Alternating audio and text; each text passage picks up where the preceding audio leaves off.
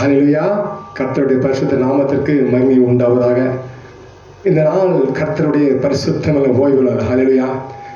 ஓய்வு நாள் என்றால் அது சனிக்கிழமை. அதாவது ஆண்டவர் சொன்னார், சாயங்காலம் தொடங்கி மறுநாள் சாயங்காலம் வரைக்கும் அது உங்களுக்கு ஒரு நாளாக இருப்பதாக. அப்போதான் இன்றைக்கு நம்ம என்ன பண்ணுறோம், வெள்ளிக்கிழமை சாயங்காலத்திலிருந்து சனிக்கிழமை சாயந்தரம் வரைக்கும் அது வேதத்தின் பிரகாரமாக உள்ள ஓய்வு நம்ம என்ன பண்ணுறோம், அறிக்கையிட்டு நாம் அதை ஆஸ்வதிக்கின்றோம். ஹல்லேலூயா. ஆண்டவர் ஒருபோதும் அவர் சொல்லவில்லை, நான் ஓய்வு நாளை மாற்றி அமைத்தேன். ஹல்லேலூயா. ஒருபோதும் சொல்லவில்லை. ஹல்லேலூயா. போகட்டும். இந்த நாளிலே நாம் ஒரு முக்கியமான சத்தியத்தை குறித்து நாம் தியானிக்க போகின்றோம். ஞானஸ்தானம். ஞானஸ்நானம் அதாவது சபையிலே இன்று வெகு பரவலாக செய்யப்படுகிறதான ஒரு காரியம் ஞானஸ்நானம். அது என்ன ஞானஸ்தானம்? ஞானஸ்தானம் என்றால் என்ன? அதாவது ஒருவனுக்கு ஞானம் வந்து, எதிலே ஞானம் வந்து?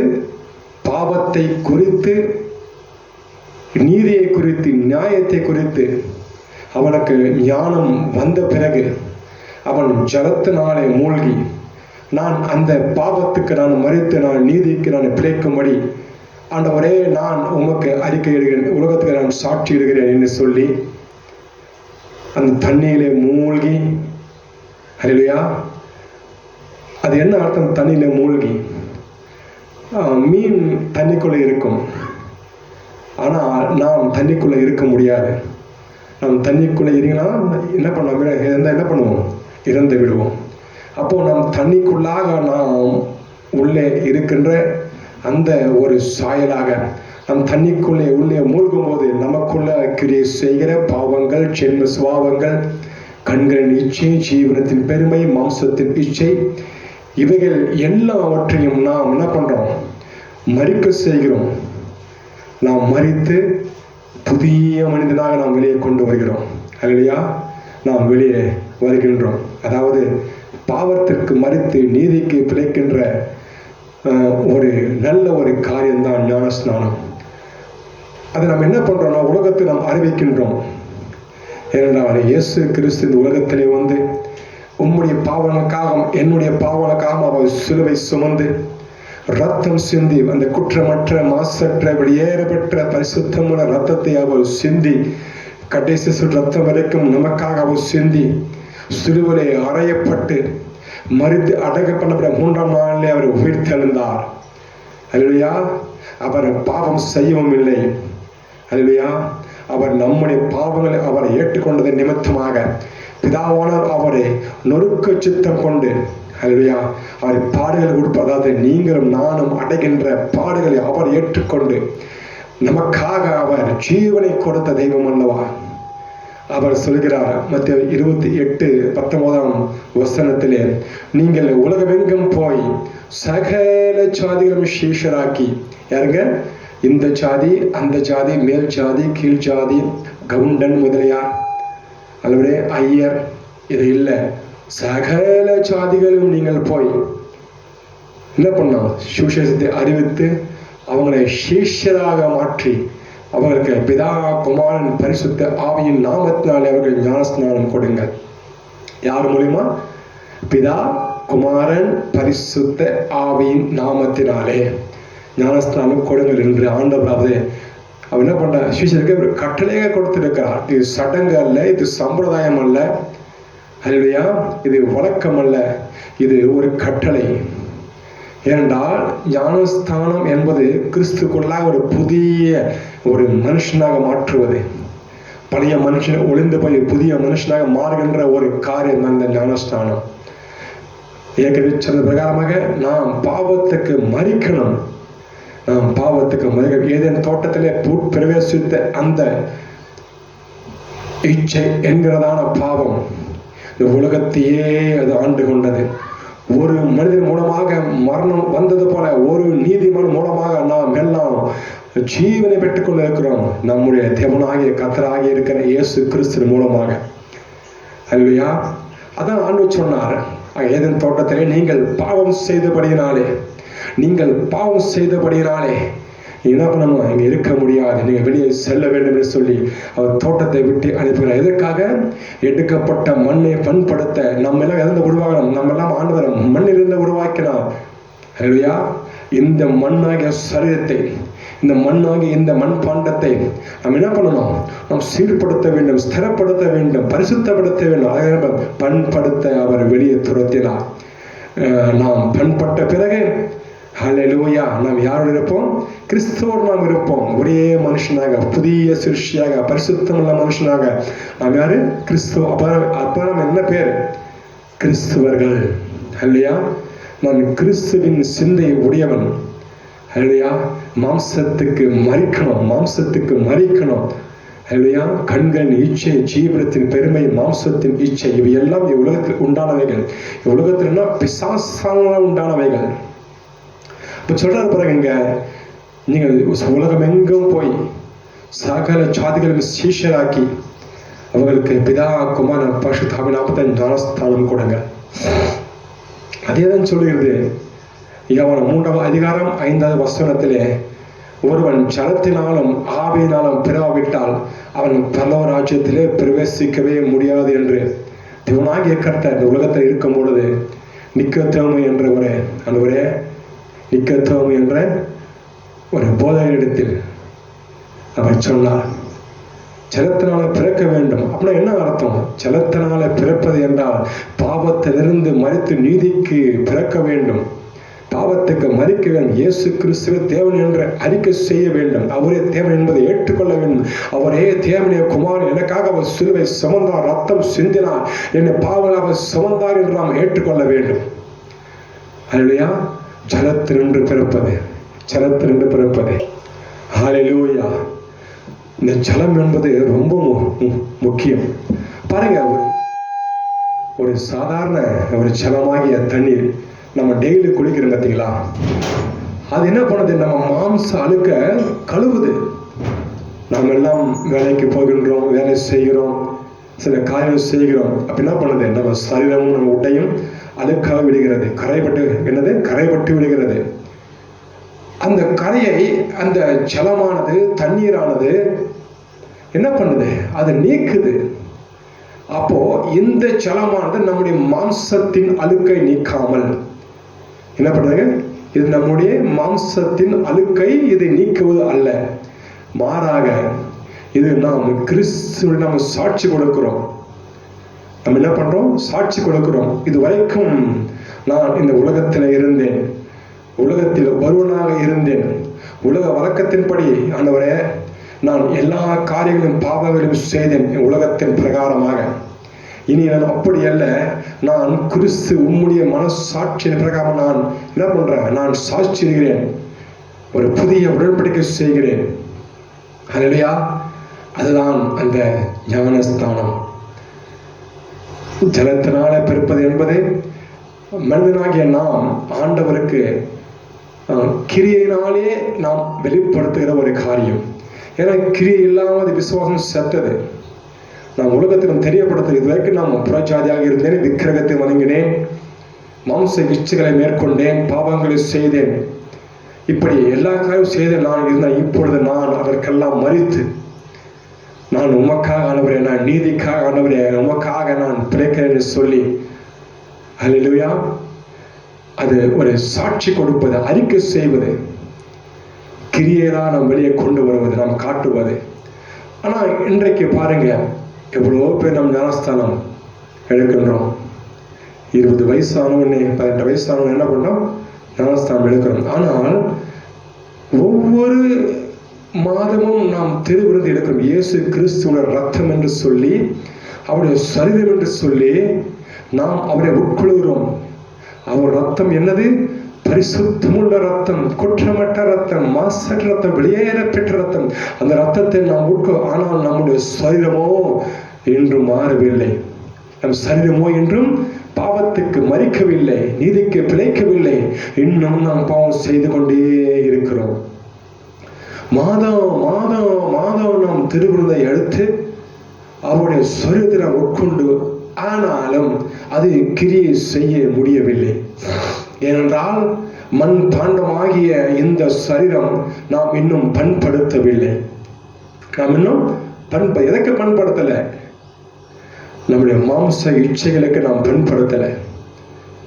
உலகத்தின் காரியம் நாம் பண்படுத்தலை. உலகத்தையும் நேசிக்கிறோம், கர்த்தரை நேசிக்கிறோம். உலகத்தையும் நாம் என்ன பண்றோம்? அனுபவிக்கிறோம். கர்த்தருடைய பிரசன்னத்தை அனுபவிக்கிறோம். ரெண்டையும் செய்வது பில்லி சூனியத்திற்கு சமானமாகும். அல்லேலூயா. கர்த்தர் தெய்வம் என்றால் கர்த்தரை வணங்கு, பாகால் தெய்வம் என்றால் பாகாலை வணங்கு. ரெண்டையும் ஒருங்கிணைக்கிறோம். அதை செய்வது வீண். அது எல்லாம் வீணாக போய்விடும். பாருங்க, 10 வருஷம், 20 வருஷம், 30 வருஷம், 40 வருஷம் சபையிலே நுழைந்து, ரட்சிக்கப்பட்டு நுழைந்து, விசுவாசியாக இருந்து, விசுவாசாகவே கடைசி வரைக்கும் இருந்து செத்து மடிவது சேவலுக்கு சித்தம் அல்ல, நீ சீஷராக வேண்டும். அதான் சொல்ல ஆண்டவர். சீஷராக்கி என்ன பண்ணுங்க? அவனுக்கு ஞானஸ்தானம் கொடுங்க. பிதா குமார பரிசுத்தாவிய ஞானஸ்தானம் கொடுங்க. அனுள் சொல்லலை, ஞானஸ்தானம் நீ கொடுத்து பிறகு சீஷராக்க என்று சொல்லலை. முதல்ல சீஷராக்கு. சீஷன் என்றால் அவன் உலகத்தை வெறுத்தவன், மாம்ச இச்சைகளுக்கு வெறுத்தவன், கண்களின் இச்சைக்கு வெறுத்தவன், ஜீவத பெருமைக்கு அவன் விளக்கினவன். அல்லேலூயா. சீஷனுக்கு ஒரு பொருள் உண்டு, விசுவாசிக்கு ஒரு பொருள் உண்டு. ஆனா சொல்ல முதல்ல போய் சீஷனாக்க. முதல்ல ஞானஸ்தானம் கொடுக்காத. முதல்ல அவன் சீஷன், அவனை பண்படுத்த, அவன் சரீரத்தை பண்படுத்த தேறின பிறகு, எல்லாம் சரியான பிறகு, அவன் பாவத்துக்கு மரித்தான் என்பதை நீ அறிந்த பிறகு என்ன பண்ணலாம்? ஞானஸ்தானம் கொடுக்க. இன்று என்ன அப்படி இல்லை, இன்னைக்கு அது ஒரு சடங்காக போயிடுச்சு. சபையில இருந்தால் ஞானஸ்தானம் கண்டிப்பாக எடுத்தாக வேண்டும். எடுக்கணும் தான், அது கட்டளை. ஆனால் எந்த நோக்கத்துக்காக நாம் எடுக்கிறோம்? அதை அறிவதில்லை, அறிந்து கொள்ள பிரயாசப்படுகிறதில்லை. அல்லேலூயா. அதை கொடுக்கவர்கள் என்ன பண்றாங்க? அதை அவர்களுக்கு வற்புறுத்தி எப்படியாவது, அல்லேலூயா, ஆண்டவர் சொல்லிய பிரகாரமாக அவர்கள் சொல்லி அப்புறம் ஞானஸ்தானம் எடுக்கணும். நீங்க அதாவது பாவத்துக்கு மறிக்காமலே, உலக இச்சைகளுக்கு மறிக்காமலே நம்ம ஞானம் எடுத்தால் அது வேஸ்ட். நிச்சயம் அது வேஸ்டாக போயிடும். நம்ம கிரியில காட்டுறோம், ஆனாலும் என்ன பண்றோம்? அந்த கிரியினால என்ன பண்ணணும்? பண்படுத்தலை. ஒன்றும் சரீரமாக இந்த மண் பாட்டத்தை ஏதேன் தோட்டத்தில் சொன்னார்ல, போய் பண்படுத்து. நீ எடுக்கப்பட்ட மண்ணை பண்படுத்தினால் நீ மறுபடியும் தோட்டத்துக்குள்ளாக வருவாய். இல்லையென்றால் உலகத்தை நீ செத்து போவாய். அல்லேலூயா.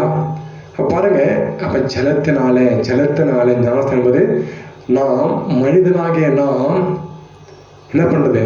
நாம் என்ன பண்றோம்? சாட்சி போகிறோம் தேவனுக்கு.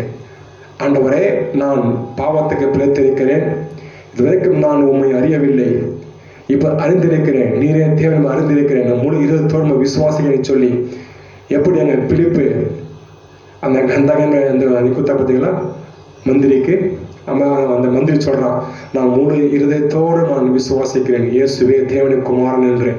அப்படி என்ன பண்ண? பிலிப்பு ஞானஸ்தானம் கொடுக்கிறார். பிறகு அவர் அப்படியே காணாமல் போய் விடுகிறார். ஆவியானவரை அவரை கொண்டு போய் விடுகிறார் ஆசவத்திற்கு. அல்லேலூயா. அப்ப பாருங்க, ஞானஸ்தானம் என்பது மிகவும் மிகவும் மிகவும் ஒரு கண்டிப்பாக நாம் கடைபிடிக்க வேண்டிய, எடுத்துக்கொள்ள வேண்டிய ஒரு காரியமாக இருக்கிறது. ஆண்டவரே சொல்லி இருக்கிறார், ஜலத்தினால பிறந்தவா. எப்படி ஒரு தாயின் வயிற்றுக்குள்ளாக ஒரு குழந்தை 9 மாதம் இருந்து அது ஜலத்திலே இருந்து அது வெளியே வரும் பொழுது அது பரிசுத்தம் உள்ள குழந்தை. அல்லேலூயா. என்ன பண்ண? அது ஜலத்தில் அது ஒன்றுமே தெரியாது, பாவம் என்றால் அதுக்கு தெரியாது. அதான் ஜலத்திலிருந்து வெளியே வருவது. பாவத்தை அறியாத சுத்த கர்ணம் இயேசு கிறிஸ்து. அப்படியே நம் ஜலத்தை வெளியே வரும்போது நாம் புதிய மனிதனாக வெளியே வர வேண்டும். அதை எடுத்தால் தான் என்ன பண்றாங்க? இப்போ நமக்கு தெரிவித்து கொடுக்குறாங்க. ஏன்னா வசனம் சொல்லுதல்லவா, யோவான் 6:54, என் ரத்தத்தை பானம் பண்ணிய மாம்சத்தை புசிக்கிறவனுக்கு நிச்சய ஜீவன் நிச்சயம் உண்டு, நான் கொடுப்பேன், நான் அவனை கடைசி நாள் எழுப்பேன். ஆண்டவர் வசனத்தை நம்ம கொடுத்திருக்கிறார் அல்லவா? ஹல்லேலூயா. என் மாம்சத்தை புசித்து என் ரத்தத்தை பானம் பண்ணுறவனுக்கும் நிச்சய ஜீவன் உண்டு, நான் அவனை கடைசி நாளில் நான் அவனை எழுப்புவேன். எல்லோரும் ஒரு நாள் மரிப்பது நிச்சயம். அல்லையா? ஏனென்றால் ஒரு மனிதனாலே நாம் இந்த உலகத்திலே மரணம் பிரவேசித்தது போல ஒரே ஒரு நீதிமன்றம் நாம் என்ன பண்ண மறுபடியும் உயிர்த்தெழ போகிறோம்.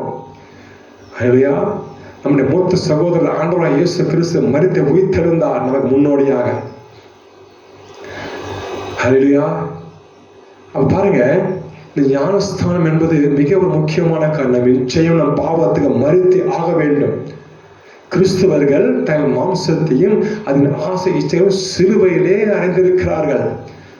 சிலுவையிலேன்னா மரணம். அப்போ ஒவ்வொரு கிறிஸ்தவனும் தன் மாம்ச இச்சைகளை சிலுவையிலே அறைய வேண்டும், அறைந்தே ஆக வேண்டும். நாம் ஞானஸ்தானம் எடுத்த பிறகு, திருவந்து எடுத்த பிறகும் நாம் பாவத்தையே நாம் செய்து கொண்டு வந்தால், அந்த வசனம் சொல்றது எபிரேயர் 10:20 சொல்கிறது, சத்தியத்தில் நாம் அறிகின்ற அறிவை அடைந்த பிறகு நாம் மனப்பூர்வமாய் நாம் பாவம் செய்தால், நாம் பாவம் செய்ததற்கு அதை நிவர்த்தி செய்ய வேறு வழி நமக்கு இல்லாதபடியினாலே நாம் என்ன பண்ண இயேசு நம்ம காலில் போட்டு மிதிக்கிறோம். நியாயத்தில் நமக்கு காத்திருக்கிறது. ஏன்னா சத்தியத்தை நாம் அறிந்திருக்கிறோம். நம்ம யார் என்றும் கிறிஸ்து யார் என்று நாம் அறிந்திருக்கிறோம். அவர் சொல்றாரு, நான் பரிசுத்தராக இருக்கிறது போல நீங்களும் பரிசுத்தராக இருங்கள் சொல்றாரு அல்லவா.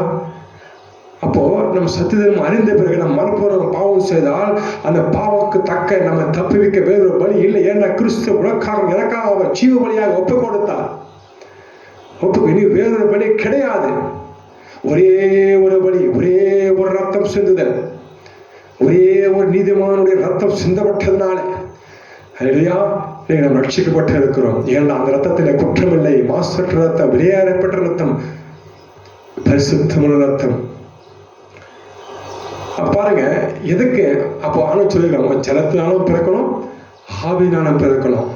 அப்ப ஜலத்தினால பிறப்பது என்பது நாம் அறிக்கை செய்கிறோம் தேவனுக்கு, நான் இது முதல் நான் உனக்கு ஒப்புக் கொடுக்கிறேன் ஆண்டவரே, இனி நான் செய்து வந்த பாவங்களை இனி செய்ய மாட்டேன் என்பது நாம் தேவனுக்கு அறிக்கை செய்கிறோம். அப்ப என்ன பண்ண ஆண்டவர், அவர் என்ன பண்றாரு, அவர் பரிசுத்த ஆவியினாலே அவர் ஞானஸ்தானம் கொடுக்கிறார். இந்த கிரி என்ன பண்ணுறது, மாம்சத்துக்குள்ள இருக்கிறது, அது சாப மாட்டேங்குது. ஏன்னா ஜென்ம சுபாவம் பாருங்க. ஏன்னா நாம் அனுபவித்த அந்த ருசிகரமான காரியங்கள் நம்ம விட்டு போக மாட்டேங்குது, லௌதிகமான காரியங்கள் விட்டு போக மாட்டேங்குது. ஞானஸ்தானம் எடுத்தோம், திருவிருந்து எடுத்தோம், ஜென்ம சுபாவம் மாறவில்லை, கண்கள் இச்சை மாறவில்லை, ஜீவனத்தை பெரும் மாற மாம்ச இச்சை மாறுவதே கிடையாது.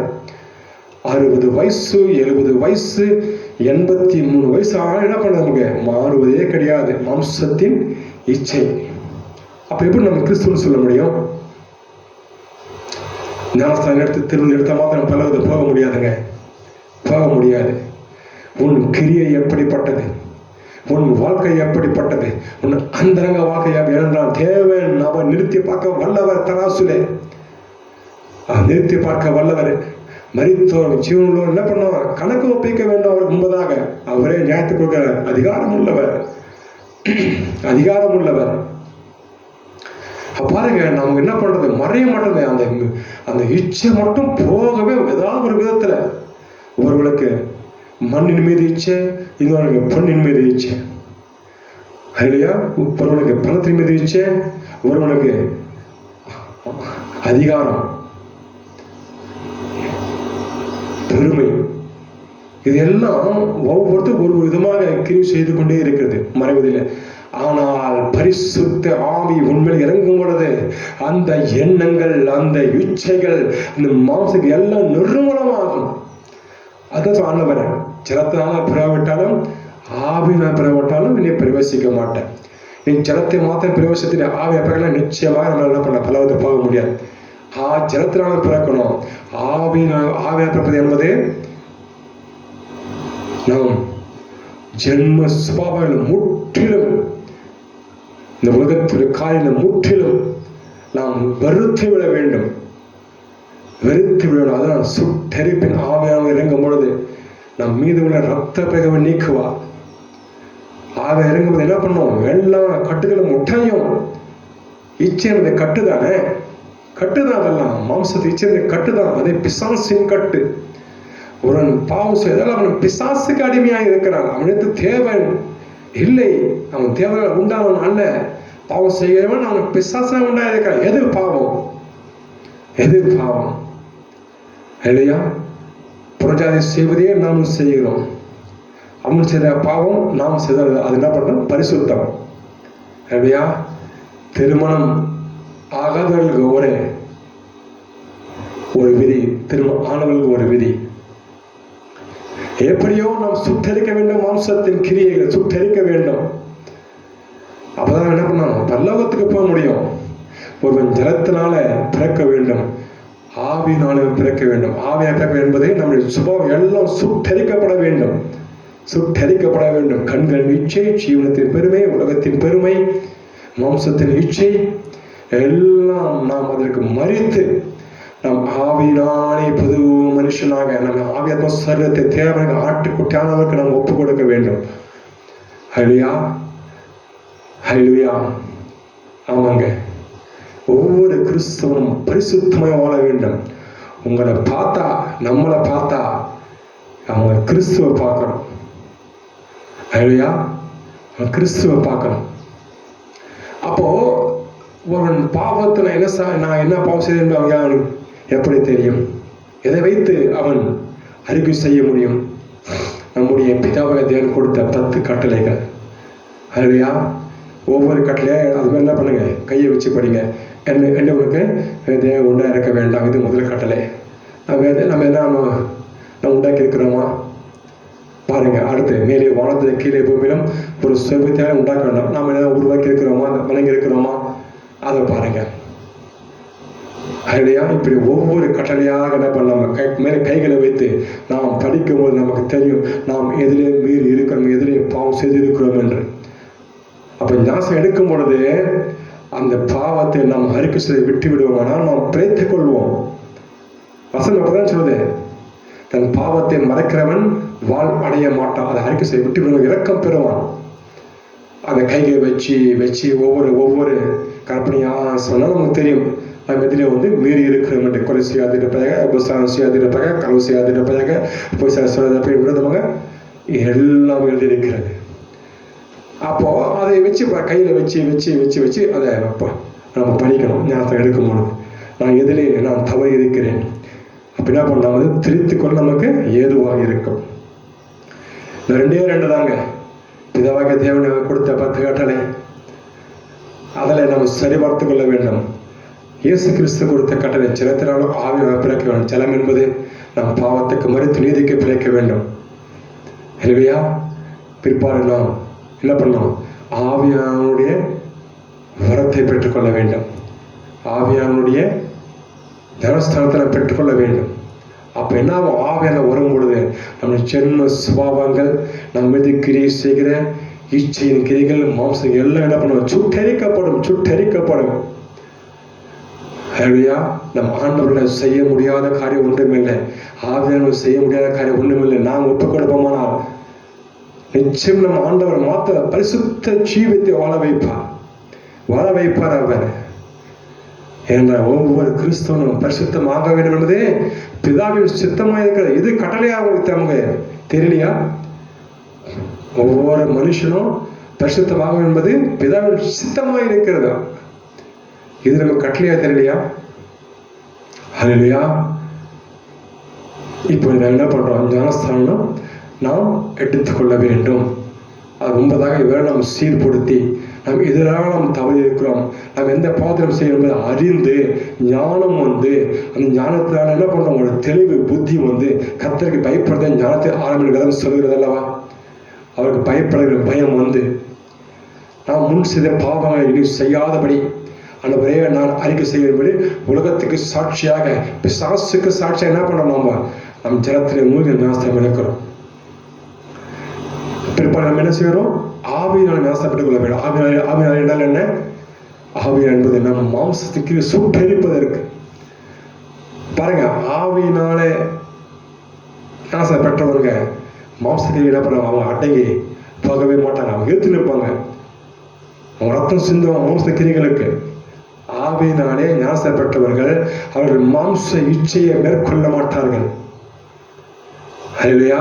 அதுக்குதான் ஆவியினால் ஞானஸ்தானம். நம்ம என்ன பண்றோம்? ஜலத்தால் மாத்திரமே நாம் என்ன பண்ண பெற்றுக்கொண்டு ஆவியை பெற்றுக்கொள்வதே நமக்கு அது தூரமாக இருப்பதாக. ஏன்னா அது வந்தால் நம்ம என்ன முடியாது, உலகத்துல வாழ முடியாது, நம்ம அனுபவிக்க முடியாது. இல்லை இல்லை, வசனம் சொல்லுகிறது, நீ ஆவியினால் என்ன பண்ண? ஞானஸ்தானம் எடுக்க வேண்டும், பிறக்க வேண்டும், மறுபடியும் பிறக்க வேண்டும்.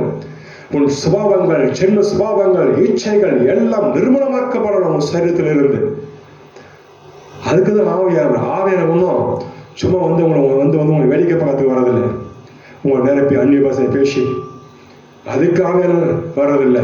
உன் சரீரத்தை பண்பட ஆதியில் இழந்த மேன்மையை திரும்ப கொடுக்க உன் சரீரமாக பாண்டத்தை பண்படுத்த அவர் வருகிறார். இல்லையா? ஜலத்தினால் நாம் எடுக்க வேண்டும், ஆவியினால் நாம் எடுக்க வேண்டும். இல்லையா?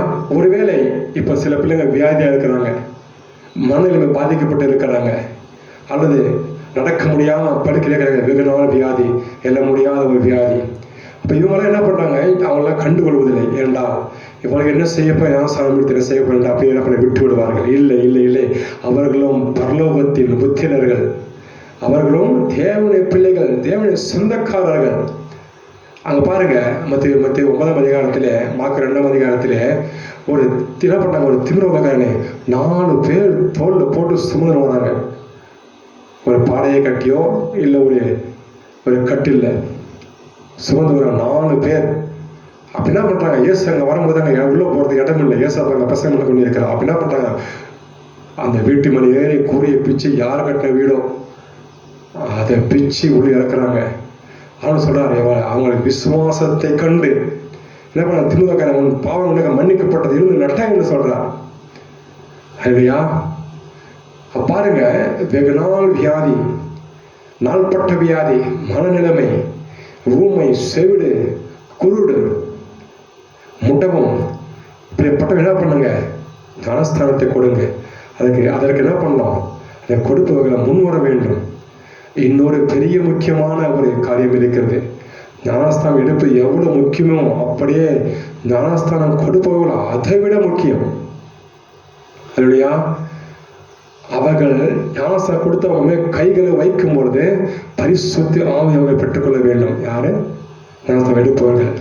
மாறாக ஞானஸ்தானம் கொடுப்பவர்களே இச்சையா நிரப்பப்பட்டு அவர்கள் கைகள் சுத்தம் இல்லாமல் என்ன ஆகும்? அவள் மேல் இருக்கிற எல்லா விதமான கட்டுகளும் யார் இருக்கிறார்களோ அவங்க மேல் வந்துவிடும்.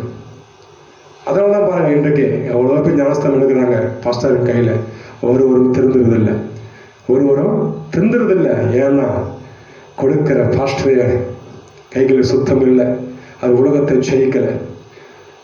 உலகத்தை ஜெயித்தவர் தான் தர வேண்டும், மாம்சத்தை ஜெயித்தவர் தான் தர வேண்டும். இல்லையா?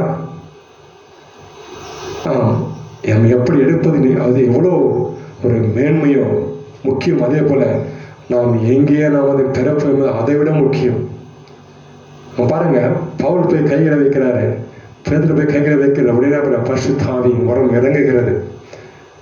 இல்லையா? ஞானஸ்தானம் பெற்றவுடனே அவன் கையை வச்சு வந்து பரிசுத்த ஆவி வரத்தை அவர்கள் பெறுகிறார்கள். உடனே டக் டக் டக் டக்கு. அதை நாம் விசுவாசிகளாகிய நீங்கள் மிகவும் உஷாராக இருக்க வேண்டும். யாருக்கு நாம் ஞானஸ்தானம் பெற்றுக்கொள்ள வேண்டும் என்பது கொடுப்பவர் கை பரிசுத்தமாக இருக்க வேண்டும். சரி, அதை வேறொரு நம் டாபிக்ல அதை நம்ம பேசலாம். இப்போ இப்படிப்பட்ட பிள்ளைகளை நாம் ஞானஸ்தானம் நிச்சயம் கொடுக்க வேண்டும். ஒருவேளை இந்த பிள்ளை நல்லா இருந்தால் ஞானஸ்தானம் நீங்க கொடுத்திருப்பீங்க அல்லவா? கஷ்டமாக அதை கொடுத்திருப்பார்கள் அல்லவா? கொடுக்க வேண்டும். ஒருவேளை அதெல்லாம் கூட பிள்ளைகளுக்கு சுகம் கிடைக்காமல் இருக்கலாம். ஏனென்றால் நாம் தேவனை ஒப்பு கொடுக்கிறோம். இது வரைக்கும் உலகத்தை அந்த பிள்ளைங்க உமக்காக ஒப்பு கொடுக்கணும். என்ன பண்றோம்?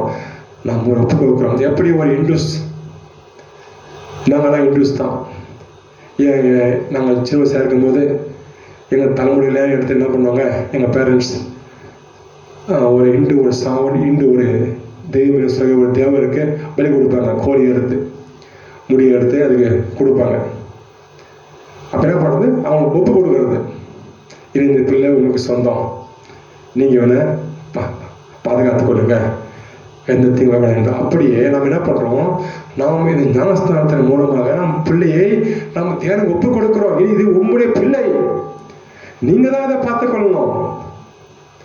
நம்ம ஒப்புக் கொடுக்கிறோம். இதுவரை நம்முடைய பிள்ளைகள் இப்ப என்ன பண்ணணும், தேவனுடைய பிள்ளை அவனை ஒப்புக் கொடுக்கிறோம். அவன் தேவன் என்ன பண்ணுவார், நிச்சயமாக கிரியை செய்வார். நம்முடைய விசுவாசத்தை கண்டு எப்படி அந்த 4 பேர் விசுவாசத்தை கண்டு அந்த திருவிழாவுக்கு அவரை சுகம் கொடுத்தாரோ, அப்படியே வியாதியுள்ள பிள்ளைகளின் தகப்பன் மகளின் விசுவாசத்தை கண்டு, பேரண்ட்ஸ் விசுவாசத்தை கண்டு நிச்சயமா அவர் கொடுப்பார். எப்படியாவது கொடுங்க, ஆனா மூழ்கி எடுக்கணும். தெளிப்பு ஞானஸ்தானம், சொட்டு ஞானஸ்தானம் அதெல்லாம் இல்லை வேதத்துல. மூழ்கி எடுக்கணும். மூழ்கி மூழ்கி அதோடைய ஆனா சொல்றது அவ்வளவுதான். அது என்ன விளக்கம் தர முடியாது. ஆனா சொன்னா அவ்வளவுதான், மூழ்கி எடுக்கணும். அதுதான் வேதத்தின் படியான ஞானஸ்தானம். அப்போ இந்த வேதனை பிள்ளைகளை நிச்சயம் கொடுங்க, கர்த்தருக்கென்று ஒப்பு கொடுங்க. மீதி அவர் பார்த்துக் கொள்வார், கர்த்தரை பார்த்துக் கொள்வார். அவரால் கூடாத காரியம் ஒன்றுமே இல்லை, கூடாத காரியம் ஒன்றுமே இல்லை. இன்றைக்கு நல்லா இருக்கிறவங்க வியாதியா ஒன்னே படுத்துறாங்க, ஒரு நிமிஷத்திலே அவன் நிலைமையிலே மாறி போகிறது. அதே போல வியாதி எந்த பிள்ளை ஒரு நிமிஷத்திலே துள்ளி குதித்து நடக்கும், ஓடும், பேசும், பார்க்கும், எல்லா காரியம் செய்யும். வியாதியுள்ள பிள்ளைகளாக இருந்தாலும் சரி, அல்லது வயசானவங்க இருந்தாலும் சரி, நடக்க முடியாத இருந்தாலும் சரி, யார் இருந்தாலும் அவர்களுக்கு ஞானஸ்தானம் கொடுங்க. முடிந்தவரை அவர்களுக்கு இயேசு கிறிஸ்துவை அறிவித்து ஒப்புரவாகி கொடுங்க. ஒன்றும் அறியாத பிள்ளைகளுக்கு நீங்க தாராளமா தரலாம். ஒரு மனநிலைமை பாதிக்கப்பட்ட பிள்ளைகள் இருந்தால் நீங்க தாராளமாக நீங்க தரலாம். பிள்ளையை தேக்கி கொண்டு என்ன பண்ணுங்க, எப்படியாவது தன்னை மூழ்கி எடுத்து தேவனுக்கு என்று ஒப்புக் கொடுங்க. தேவனை பார்த்துக் கொள்வார். அது அவருடைய பிள்ளை, அது அவருடைய பிள்ளை. ஏன்னா திக்கட்டவர்கள் தெய்வமையே துணை சொல்கிறது அல்லவா. திக்கட்டவர்கள் விதவைகள், அனாதைகள், இவர்களும் யார் துணை? இயேசுவே துணை. இந்த பிள்ளைக்கு யார் துணைங்க? இயேசுவே துணை. அவர் பார்த்துக் கொள்வார், கொண்டு வருவார், நிற்க வைப்பார், உலகத்திலே சாட்சி நிற்க வைப்பார். இல்லையா? ஸோ இந்த ஞானம் என்பது மிக ஒரு முக்கியமான ஒரு காரியம் நம்முடைய வாழ்க்கையிலும். ஒவ்வொரு வாக்கியம் அது என்ன பண்ணணும், நடைபெற்றே ஆக வேண்டும். ஜலத்தினால பிறக்கணும், ஆவியான பிறந்தே, அப்பதான் பல வரத்துக்கு போக முடியும். ஜலத்தில் மாத்திரம் பிறந்து விட்டு ஆவிய பிறக்க வேண்டும். அப்போ வசம் சொல்லுது, நான் சொல்லல. ஜலத்தினாலும் ஆவினாலும் பிறவிட்டால் சொல்ல முடியாத பல்லவ ராஜ்யத்திற்கு. அப்ப என்ன பண்ணோம், ஜலத்தினால நம்ம என்ன பண்றோம், அறிக்கை செய்கிறோம் தேவனுக்கு, இவன் உமக்கு சொந்தமானவரே செய்துவிட்டு ஆவியான ஞானம் பெறும் பொழுது நம்முடைய கிரியைகள் எல்லாம் நிர்மூலமாக. கண்கள் இச்சை, ஜீவனத்தின் பெருமை, மாம்சத்தின் இச்சை, இவையெல்லாம் எங்க உண்டாச்சு? உலகத்துல உண்டானது. அவை எல்லாம் நம்மத்தில் நீக்கும் பொழுது நாம் பரிசுத்தமான நாம் ஜீவிப்போம். அல்லேலூயா. நம்முடைய மனைவி ஒரு பொம்மையை போல நமக்கு காணப்படுவார். அல்லேலூயா. ஒரு பொம்மை போல காணப்படுவார். ஒரு பரிசுத்த குறைச்சலும் ஆகாது. வீடோ ஒரு குட்டி பல்லவம் போல் இருக்கு. எங்கும் பரிசுத்தம், எவ்விடத்திலும் பரிசுத்தம். நானும் எவிட்டோரம் என்றால் கர்த்தரையே சேவிப்போம். அல்லேலூயா. அப்போ ஒவ்வொரு ஞானஸ்தானம் எடுத்துக்கொள்ளுங்க, பாவத்தை உணர்ந்து எடுத்துக்கொள்ளுங்க, அறிக்கை செய்தை விட்டு விட்டு எடுத்துக்கொள்ளுங்க, சரீரத்தை பயன்படுத்துங்க. அப்புறம் என்ன பண்ணலாம், நாம் இழந்த மேன்மையை திரும்ப பெற்றுக்கொள்ளணும். தோட்டத்தில் நம்ம வெளியே வந்தோம் அல்லவா, நம்மளை துரத்தி அடித்தார் அல்லவா. நம் சரீரத்தை பண்படுத்த, அப்புறம் பண்படுத்தினா என்ன பண்ணணும், ஜலத்தினால அறிக்கையிடணும், ஆவினாலே ஞானஸ்தானம் பெற்றே ஆக வேண்டும், பெற்றே ஆக வேண்டும். ஆவினாலே நாம் சுத்தரித்தே ஆக வேண்டும் நம்முடைய கிரியைகளை.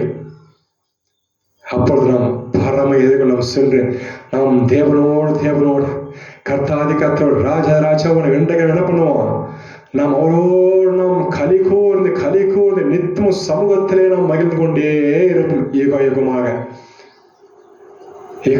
நாம் கலி கூர்ந்து கொண்டே இருப்போம். வேற என்ன இருக்க வேண்டும்? நம் தேவனோடு இருப்பதே ஒரே நோக்கம். அல்லேலூயா. பாவம் செய்கிறவர்கள் மனம் திரும்பி அதெல்லாம் விட்டு விட்டு ஞானஸ்தானம் எடுக்கின்ற ஒருவேளை கத்திர வருகை மிக சிரமம் இருந்தால் நம்ம என்ன செய்வோம்? அது நாளைக்கு இருந்தால் என்ன செய்வோம்? நரகத்துக்கு செல்வோம் அல்லவா? சீக்கிரம் பாவத்தை எல்லாம் விட்டுடுங்க. ஒரு இது போடுங்க, ஒரு டைம் டேபிள். இந்த வருஷம் இந்த மாசத்துக்குள்ள இதை விட்டுடணும், இந்த மாசத்துக்குள்ள இதை விட்டுடணும் அப்படின்னு ஒரு திட்டம் போடுங்க. இன்னைக்கு எத்தனையோ இருக்கு திட்டத்துல, சபையில எத்தனையோ திட்டம். அந்த காணிக்கை, இந்த காணிக்கை, 2 மீன் 5 மீன், 2 அப்பம் 2 5 5 அப்பம், 7 அப்பம் 100 அப்பம், இதுக்கெல்லாம் திட்டங்குது. ஆனால் ஜனங்களை பரிசுத்தப்படுத்த ஒரு திட்டம் இல்லை, திட்டமே இல்லை. எல்லாத்துக்கும் திட்டம் உண்டு. சபையை கட்ட திட்டம் உண்டு, காணிக்கை வசூல் பண்ண திட்டம் உண்டு, மாதா சந்தாசம் வசூலிக்க திட்டம் உண்டு, எல்லாத்துக்கும் திட்டம் உண்டு. ஆனால் பரிசுத்தப்படுத்த ஒரு திட்டமும் ஒருவரும் போனா பரிசுத்தம் ஆகிட்டா என்ன ஆவாங்க சபைக்கு? ஹல்லேலூயா. அதுக்கு முதல்ல திட்டம் போடுங்க சார். முதல்ல பரிசுத்தம், அதுக்கு திட்டம் போடுங்க. இந்த மாசத்துக்குள்ள இதை விட்டுடணும், இந்த மாசத்துக்குள்ள இதை விட்டுடணும், இந்த மாசத்துக்குள்ள இந்த படம் இதை விட்டுணும், இந்த பாவத்தை விட்டுணும். திட்டம் போட்டு என்ன பண்ணுங்க? ஜனங்களை ஆயத்தப்படுத்துங்க. ஆத்மா ஆதாயப்படுத்துகிறவன் ஞானவான். ஆனா நாம் அதை விட்டு என்ன பண்றோம்? நாம் காணிக்கைகளையும் தசம பாகங்களையும் வாங்கி குவித்து கொண்டு நாம் சீரும் சிங்காரமாக, எப்படி அந்த சுக செல்வின் ஏசாயா 47 அதிகாரத்தில் இருக்குது போல, சுக செல்வி சிங்காரக்காரி, அது என்ன பண்றோம்? வாழ்ந்து கொண்டு இருக்கிறோம். இல்லை இல்லை இல்லை, ஜனங்களை பரிசுத்தப்படுத்து. சபையில உபவாச கூட்டம் நடத்து, ஜனங்களை பரிசுத்தப்படுத்து. அதுக்கு திட்டத்தை போடு, ஜனபட்சம் திட்டத்தை போடு. இந்த டேட்டுக்குள்ள இந்த பாவத்தை விடு, இந்த பாவத்தை விடு, இந்த பாவத்தை விடு, இந்த பாவத்தை விடு விடு விடு விடு விடு. நீ தேவதூதரை போல இந்த உலகத்திலே நிற்பாய். மாம்சம் உன்னை மேற்கொள்ளாது, இச்சை உன்னை மேற்கொள்ளாது, ஒன்று உன்னை மேற்கொள்ள முடியாது.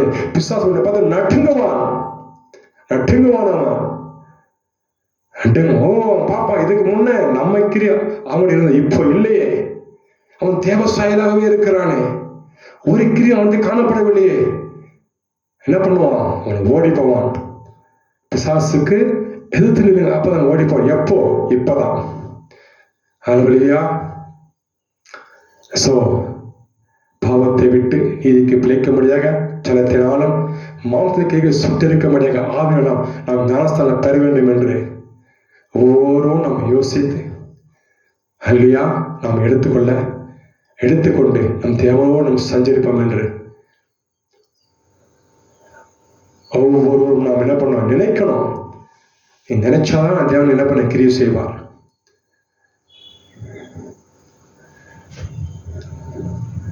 நிச்சயம் நாம் செய்து முடிப்போம் என்று எத்தனை பேருக்கு விசுவாசம் இருக்கிறது? நான் மாம்சத்தை மேற்கொள்ள எத்தனை பேருக்கு விசுவாசம் இருக்கிறது? ஒரு சபையில 1000 பேர் இருந்தா இதை கேட்டா ஏதோ ஒரு 5-10 பேர் தான் கை தூக்குவாங்க மாம்சத்தை ஜெயிக்கிறதுக்கு. இல்ல 100% சபையில் மாம்சத்தை ஜெயித்தே ஆக வேண்டும். ஜெயித்தியாக, அதுதான் சபை. சபை என்ன? பசுப்படுத்துறது இல்லை, பரிசுத்தப்படுத்துறது சபை. ஆத்ம ஆயுதப்படுத்த, அதுதான் சபை. ஆனா என்ன பண்ண சொன்னாங்க? ஞானஸ்தானம் என்பது அதை நாம் எடுக்க வேண்டிய கட்டளை. ஆனால் அதை ஒரு பிரஸ்தாபப்படுத்தி பெருசுப்படுத்தி அதன் மூலம் சம்பாதித்து கொண்டு மற்ற என்ன பண்றாங்க? விட்டுறாங்க. ஒருவன் மனம் திரும்பி சிறு பிள்ளை ஆகவிட்டால் பல்லவத்தை பிறகு இதுவும் என்ன பண்ணுது? இதுவும் அதே வசனம் தான். அப்படி அவனை என்ன பண்ண? பல்லவத்துக்கு போக மாட்டான். இது யாரை கண்டுகிறது இல்லை. சிறு பிள்ளை பொய் சொல்லாது, சிறு பிள்ளை பாவம் செய்வாது, சிறு பிள்ளை மாம்ச இச்சைகளை மேற்கொள்ளாது. இதுவும் அதுக்கு நிகரான வசனம் தான் அவர் சொல்லி இருக்கிறார். ஆனால் இதை நாம் விட்டு விடுகிறோம். ஏண்டா ஞானஸ்தானம் கொடுக்கும் பொழுது சில பேருக்கு அதில் ஆதாயம் கிடைக்கிறது. அதனால் அதை பெருசுபடுத்தி ஆண்டவர் சொன்ன அவன் எல்லாவற்றையும் மறந்து பெயருக்காக இன்றைக்கு என்ன பண்ண? பெயருக்காக ஒரு சடங்கமாக செய்யுது.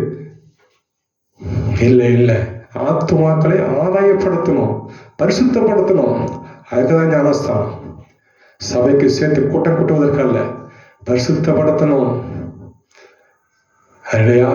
ஸோ எடுக்காதவங்க சீக்கிரமா ஞானஸ்தானம் எடுத்துங்க. அது கர்த்தர் நமக்கு கொடுத்த கட்டளை. கர்த்தர் உங்களை ஆசீர்வதிப்பாராக. ஆமீன், ஆமீன்.